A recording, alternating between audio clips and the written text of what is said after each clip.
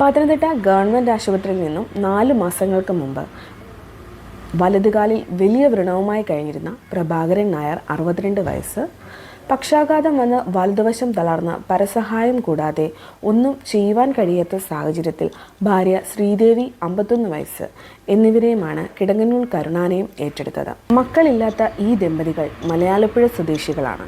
കാലിലെ മുറിവ് ഭേദമാവാത്തതിനെ തുടർന്ന് പത്തനംതിട്ട ഗവൺമെൻറ് ആശുപത്രിയിൽ നിന്നും പ്രഭാകരൻ നായരെ കരുണാലയം ഏറ്റെടുക്കുകയും അദ്ദേഹത്തെ കോട്ടയം മെഡിക്കൽ കോളേജ് ആശുപത്രിയിൽ പ്രവേശിപ്പിക്കുകയും ചെയ്തു. ഡോക്ടർമാർ ഇദ്ദേഹത്തിൻ്റെ കാല് മുറിച്ച് നീക്കം ചെയ്യണമെന്ന് അറിയിച്ചതിനെ തുടർന്ന് ഇദ്ദേഹത്തിൻ്റെ പൂർണ്ണ ചികിത്സ കരുണാലയം ഏറ്റെടുത്ത് വലതുകാൽ മുട്ടിനു മുകളിൽ വെച്ച് മുറിച്ച് നീക്കം ചെയ്യുകയും തിരികെ കരുണാലയത്തിൽ ശുശ്രൂഷ നൽകി വരികയും ചെയ്തിരുന്നു.